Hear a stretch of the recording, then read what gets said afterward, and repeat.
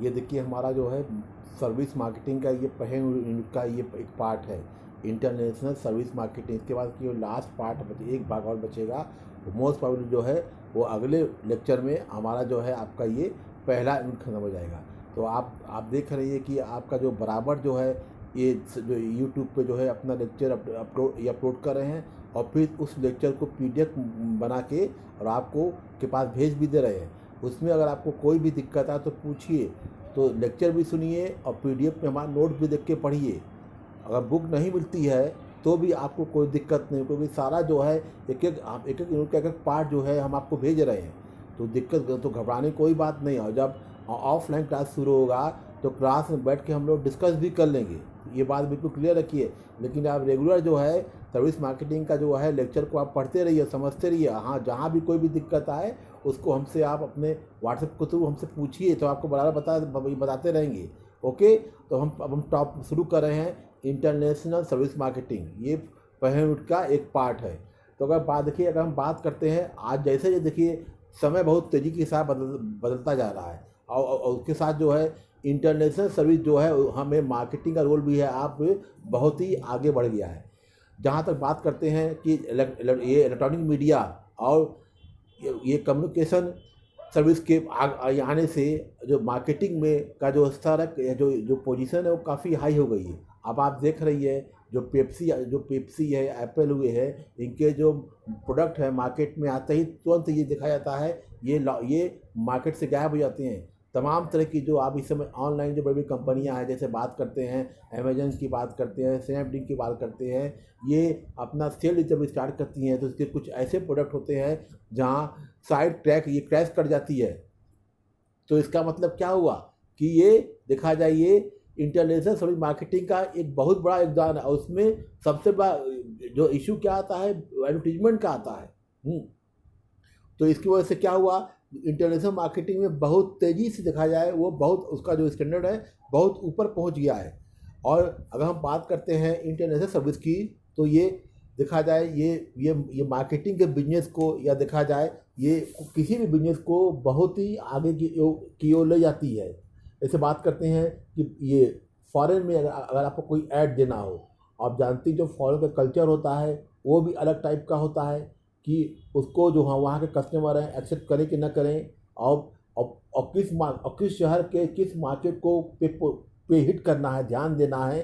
तो वहाँ पे जो सर्विस मार्केटिंग है, हाँ, उसका रोल ही बहुत ही क्रूशल, या देखा जाए बहुत ही क्रिटिकल होता है। जो आपका देखा जाए एरिया वाइज जो डिफरेंसेस होते हैं उसको कैसे दूर किया जाए, ये सारा काम कौन करता है, इंटरनेशनल सर्विस मार्केटिंग करते हैं। यहाँ पे देखा जाए वहाँ पे सेवाओं का रोल होता है वो बहुत ही इम्पॉर्टेंट होता है। फिर बात करते हैं हम इंटरनेशनल ये एडवर्टीजमेंट की, अंतर्राष्ट्रीय प्रचार की, और जिसको अगर हम बात करते हैं ग्लोबलाइजेशन में, अगर हम बात करते हैं ये अंतर्राष्ट्रीय अर्थव्यवस्था में, तो वहाँ पे देखा जाए एक मार्केटिंग का रोल भी है, एक अपना अलग ही स्थान रखता है।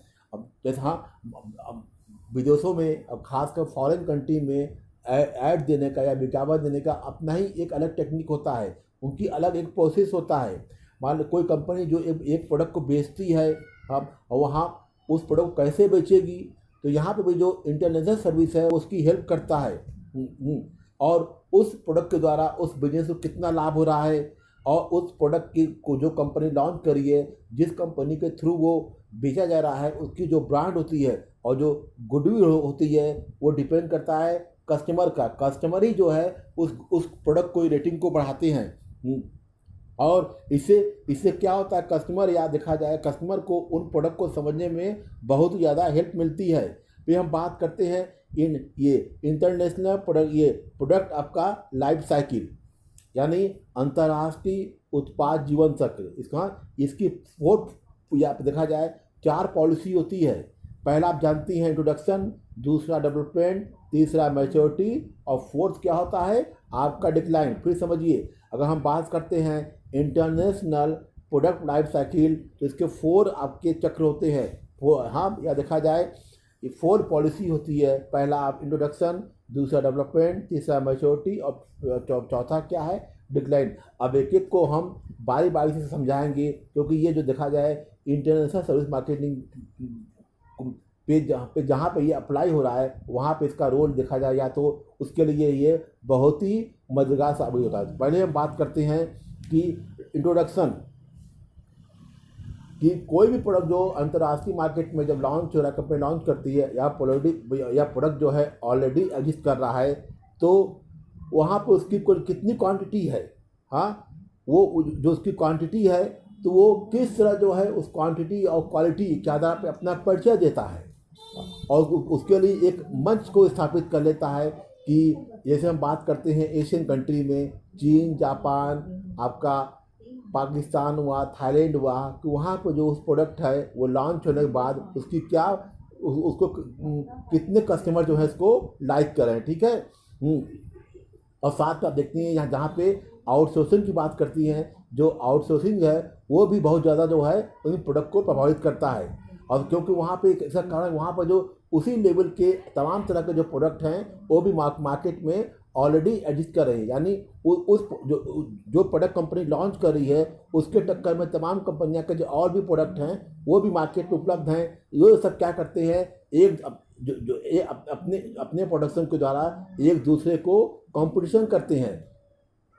जैसे मान लीजिए आपका प्रोडक्ट है वो मार्केट में बहुत तेज़ी से आगे बढ़ रहा है और जो कस्टमर है उस प्रोडक्ट से सेटिस्फाइड होता है, तो इसका मतलब क्या हुआ, जो और तमाम जो कंपनियां हुई हैं या जो लोकल कंपनियां होती हैं वो आपके प्रोडक्ट की नकल करते हैं, हाँ।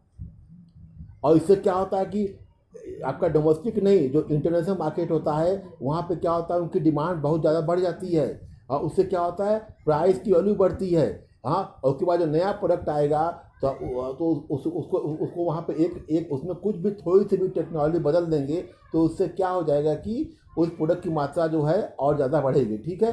अब मान लीजिए कोई नया फीचर का प्रोडक्ट ये प्रोडक्ट आता है, जैसे बात करते हैं मोबाइल की, उसमें कोई नया फीचर का लॉन्च होता है तो बट नेचर इस समय आप देख रही हैं कि आपका Redmi Pro 8 आया है, Pro 9 आया है। इसका मतलब क्या हुआ कि जो कस्टमर हैं कि हाँ हमको Redmi का ये प्रोडक्ट लॉन्च हो रहा है, उसमें ये फीचर है, अब हाँ, तो उससे क्या हो, उसकी जो एडवांटेज है उसकी बहुत ज़्यादा बढ़ जाती है, ठीक है।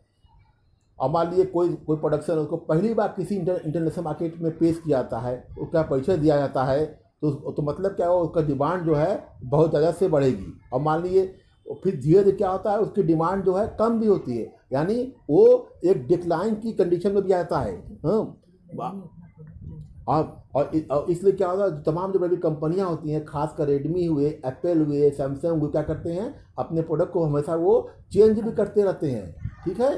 तो और जब जहाँ पर अब ये भी देखिए ये मार्केटिंग का ये अर्थशास्त्र का नियम ही है कि अगर जब मार्केट में बढ़ोतरी होगी तो साथ में उसकी डिक्लाइन भी होगी। इसी तरह इंटरनेशनल मार्केटिंग में आपका देखा जाए, मार्केट हुआ, ये प्रोडक्ट लाइफ साइकिल हुआ, तो हाँ जो मार्केट में उपस्थित हैं वो अपने परिचय से ही मार्केट में अपना स्थान बनाते हैं।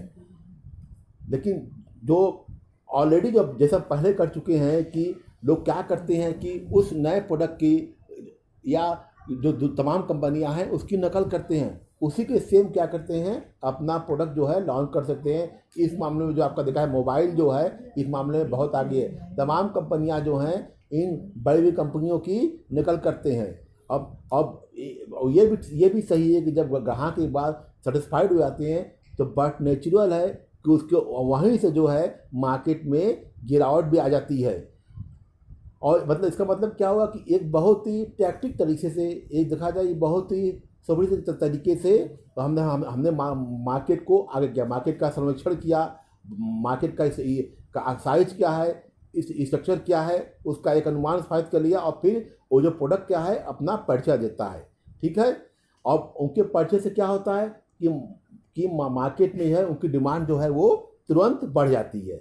फिर धीरे धीरे क्या होता है, फिर जो है कि आपका ये जो चक्र जो है धीरे धीरे नीचे की ओर डाउन होना होता है, ठीक है। कि उसके बाद आपको एक समय में कि अच्छा प्रॉफिट मिल गया, फिर क्या हुआ कि जब डिमांड जो है बहुत ज़्यादा हाई हो गया है कि 90% 80% जो है कस्टमर जो है वो आपके प्रोडक्ट को लाइक कर रहे हैं, फिर आप अचानक देखेंगे कि इसी के चक्कर में दूसरी कंपनी जो है प्रोडक्ट को मार्केट में लॉन्च कर दी। तो उसके बाद क्या होता है, आपके प्रोडक्ट की डिमांड जो है वो धीरे धीरे कम होती जाती है। लेकिन ये जो बड़ी बड़ी कंपनियां होती हैं, खासकर जो इंटरनेशनल मार्केट में जो ऑलरेडी 50 साल से 20 साल से एंट्री की हो चुकी है, वो क्या करती है, तुरंत जो है अपने प्रोडक्ट में तुरंत स्लाइटली वो चेंज करती हैं। और इस मामले में जो रेडमी जो है बहुत ही आगे है। तो नाम तो यह था कि चाइनीज मार्केट, ये चाइना का प्रोडक्ट है, इसका टोटली बहिष्कार किया जाए। हाँ, लेकिन ये दिखा जाए, लेकिन ये संभव भी नहीं है कि रेडमी को मोबाइल के एरिया से बाहर किया जाए। या और चाहे सैमसंग हुआ या एप्पल हुआ, जितनी भी कोशिश कर लिए, लेकिन रेडमी जो है वो बाहर नहीं हो सका। आज भी जो है वो ग्राहक का नंबर 1 जो है, हाँ ठीक है, वो ग्राहक का वो नंबर 1 प्रोडक्ट बना हुआ है। इसका एक बहुत ही बड़ा कारण है बजट। वो कम प्राइस में भी, वो कम प्राइस में यानी हर बजट में भी जो है वो आपको अच्छे और जो है और सस्ते जो है स्मार्टफोन जो है मार्केट में हर तरह के कस्टमर के लिए वो आपका उपलब्ध है। ठीक है, और हम ठीक है, और रेडमी का जो नया प्रोडक्ट आ रहा है, वो हम बात करते हैं टीवी की बात करते हैं, स्मार्ट टीवी की बात करते हैं। आप देखिए सैमसंग की बात करिए, एप्पल की बात करिए, 90, 50 हज़ार, 60 हज़ार की जो स्मार्ट टीवी है, इसका कितना है 10, इसका सिर्फ 22 हज़ार ठीक है। हाँ, मतलब कॉस्ट आपका कम है लेकिन डिमांड इसकी बहुत ज़्यादा है। तो लेकिन पहले आपने दिखा रहा है एलईडी टीवी आई थी, लेड टीवी आया, अब आ गया स्मार्ट टीवी आया। यानी धीरे धीरे आपका जो पहले के जो क्वालिटी वाले टीवी थे वो धीरे धीरे वो ख़त्म हुए। अब उसके जगह क्या हुआ, नए टाइप के जो है आपका स्मार्ट टीवी मार्केट में आने लगे। तो ये इसको बोलते हैं डिक्लाइन। ठीक है, और डिक्लाइन मतलब क्या हुआ, यही जो है आपका देखा जाए ये प्रोडक्शन का ये लाइफ साइकिल का ये अंतिम ये फेज होता है। ठीक है, और जब ये अंतिम इसे जो अंतिम ये आपका जो फेज होता है, ठीक है, उसके बाद क्या होता है कि फिर क्या होता है, मार्केट फिर बूस्ट करता है और जो कंपनियां फिर क्या करती हैं, दूसरे टाइप के अपने प्रोडक्ट को लॉन्च करती हैं और फिर वो तेज़ी से मार्केट में ग्रो करती हैं। इन सब के पीछे जो है किसका हाथ होता है, इंटरनेशनल सर्विस का। ठीक है, यानी अंतर्राष्ट्रीय सेवाएं जो हैं, और जहाँ तक मार्केटिंग में इन्वॉल्व हो गई हैं, तो उसका मतलब क्या हुआ कि चाहे हम बात करते हैं डोमेस्टिक मार्केटिंग खासकर, या ये बात करें इंटरनेशनल मार्केटिंग की, तो इनकी वजह से क्या हुआ, कोई भी कस्टमर या कोई भी कंपनियां होती हैं जो मार्केट में बड़े आसानी से बनी हुई हैं। और ख़ासकर देखिए ये अपने देश में अगर हम बात करते हैं तो सर्विस मार्केटिंग जो है बिल्कुल नया कॉन्सेप्ट है।